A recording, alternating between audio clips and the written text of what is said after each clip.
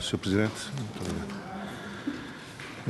Como dizia, portanto, este requerimento parte de um pressuposto errado e as próprias palavras do Sr. Deputado João Ramos corroboram esse pressuposto errado, porque de facto não há aqui nenhuma ocupação ilegal do edifício da Casa de Douro.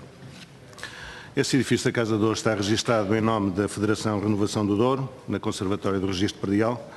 Partimos do princípio que este organismo, que é o Conservatório, o Registro Predial, não faz parte de nenhuma conspiração contra a Casa de Douro e, portanto, é para todos os efeitos o organismo que prova e comprova que a Casa de Douro está em nome da Federação Renovação do Douro.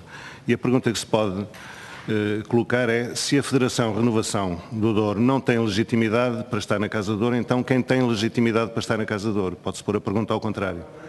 E a resposta é muito simples. Será a direção cessante que tem essa legitimidade? A direção cessante da Casa de Douro não apresenta contas há 5 anos, não se submete a eleições há 5 anos também, o seu mandato terminou já há mais de 2 anos.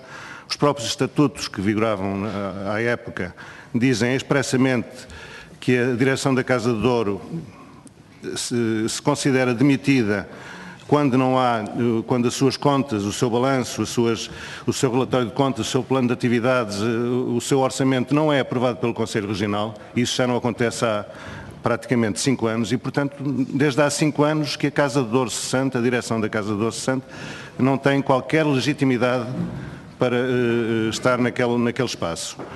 Se não tem a direção cessante, quem terá então? Será a Avidouro, que é uma associação veículo, um instrumento veículo do PCP de ação na região, que tem 60, 70, 80 associados, não tem mais do que isso. Tem sido, aliás, a associação que tem dinamizado e tem tentado incendiar os ânimos na região, sem sucesso, acrescente-se. E, portanto, também a Avidouro não tem legitimidade nenhuma para se arvorar em dona, digamos, do espaço que está aqui em questão. E, portanto, por exclusão de partes, apenas a Federação Renovação do Douro pode ocupar aquele espaço e é nessa circunstância e com esses poderes, digamos, que o espaço é ocupado e portanto, isto comprova, como dizia, que este requerimento não tem cabimento nenhum aqui na nossa discussão. Seria, aliás, também muito importante, já que se aborda pela primeira vez em comissão aqui a questão da Casa de Douro, que definitivamente o Partido Socialista pudesse esclarecer os agricultores, a região do Douro, o país em geral, sobre o que tenciona fazer em relação à questão da Casa do Douro. O Partido Socialista é naturalmente um partido responsável, a região está pacificada, a região precisa de estabilidade, é preciso um sinal para a região de estabilidade e cabe ao Partido Socialista enviar para a região esse sinal de estabilidade. E nós esperamos e temos a certeza que isso vai acontecer assim. O Partido Socialista não se vai certamente deixar condicionar pelo Partido Comunista Português, colocará os interesses do Douro em primeiro lugar e não cederá certamente à tentação de colocar o Douro como moeda de troca em eventuais futuras negociações com o Partido Comunista. Nós temos essa esperança de que o Partido Socialista terá uma postura responsável neste processo e, a bem do tal sinal de estabilidade que é necessário dar, é urgentíssimo que o Partido Socialista e o Governo, em primeira instância, clarifique a sua posição em relação às matérias da Casa de Douro.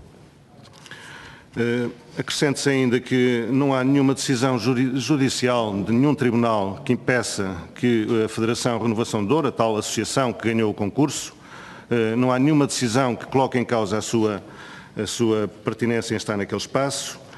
E o Sr. Deputado João Ramos acrescenta ainda uma questão que eu gostava também aqui de clarificar, pelo menos eu desconheço. O Sr. Deputado João Ramos diz que esta associação terá eventualmente hipotecado o espaço para poder contrair mais dívida ao invés de envidar esforços no sentido de pagar a dívida que está em atraso. Não tenho conhecimento disso. Portanto, houve de facto uma Assembleia Geral este fim de semana e não foi decidido nem discutido sequer esse assunto. Portanto, não é verdade que aquilo que o Sr. Deputado João Ramos aqui disse, não há de facto nenhuma decisão da Assembleia Geral a esse respeito, não foi discutido esse assunto na Assembleia Geral e, portanto, é uma falsa questão que eu não posso deixar aqui passar em claro, sob o risco de estarmos a induzir as pessoas que nos estão a ouvir em erro. Por fim, indo diretamente às questões que